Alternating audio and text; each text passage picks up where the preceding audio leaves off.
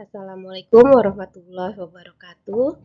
Kita akan kembali membahas tentang bagaimana cara membuat larutan. Sebelumnya di dua video sebelumnya telah dijelaskan tentang bagaimana membuat larutan dari bahan baku berupa padatan atau serbuk. Nah, kali ini kita akan bahas bagaimana kita membuat larutan tapi bahan bakunya cair ya.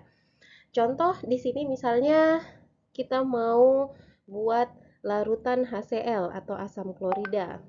Ya, larutan HCl atau asam klorida. Nah, yang kita inginkan misalnya kita mau 5%. Bahan baku yang kita miliki atau asam klorida yang kita punya di laboratorium misalnya itu merupakan HCl pekat yang konsentrasinya adalah 35%. Ini contoh saja ya. Jadi tahu dari mana HCl-nya konsentrasi 35%? Ini bisa kita lihat di label produknya. Biasanya tuh di botol HCl-nya atau di botol bahan kimia yang berupa larutan itu disebutkan konsentrasi berapa. Kalau dia konsentrasi punya tingkat kemurnian yang sangat tinggi mungkin bisa sampai 99% atau bahkan 100%. Tapi biasanya kalau HCl pekat itu kisarannya 35%. Nah, jadi kita mau buat atau mau mengencerkan HCl yang konsentrasinya 35% ke 5%. Gimana caranya? Kalau sebelumnya kita di bahan padat, kita mencari berapa gram sih yang perlu kita timbang gitu. Nah, kalau larutan yang menjadi pertanyaan adalah berapa mililiter sih yang perlu saya pipet atau saya ambil gitu ya. Jadi yang kita tanyakan adalah berapa volumenya. Volume HCl pekat yang kan kita gunakan, terus kita encerkan dengan tambahan air atau aquades. Gimana cara menghitungnya? Kita menggunakan rumus V1M1 sama dengan V2M2. V1 ini volume yang mau kita V1 adalah volume HCl pekat. Terus M1 adalah konsentrasi HCl pekat. Salah penulisannya. HCl pekat. Terus P2 itu adalah volume larutan HCl yang kita inginkan, HCl yang 5% ya. Terus M2 itu adalah konsentrasi, saya singkat saja, konsentrasi HCl yang 5%. Nah, V1 ini yang ditanyakan ya. Saya tuliskan kembali, V1M1 sama dengan V2M2. Nah, V1 itu yang mau kita cari. Ya. M1-nya berapa? V1 M1-nya adalah 35%.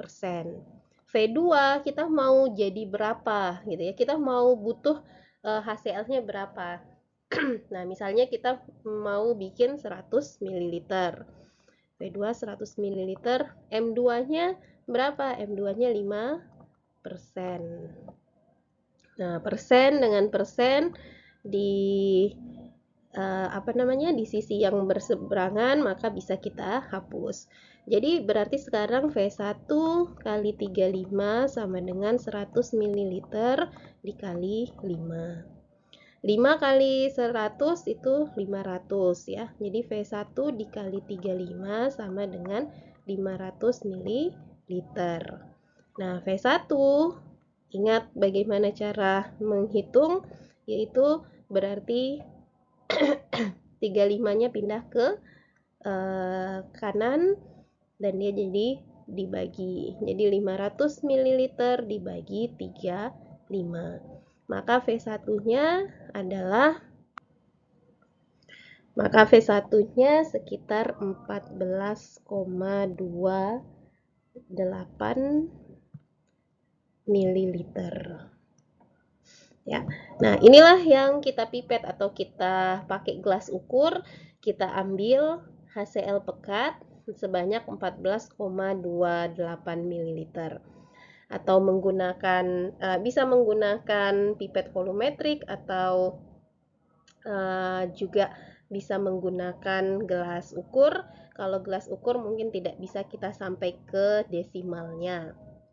Nah, setelah kita pipet, dan di sini karena berhubung kita pakai HCl ya, merupakan asam kuat, jadi kita bekerja di dalam lemari asam. Nah, kita pipet si HCl, lalu kita masukkan dia ke dalam labu takar. Ya, labu takar berapa yang digunakan? Yaitu labu takar 100 ml.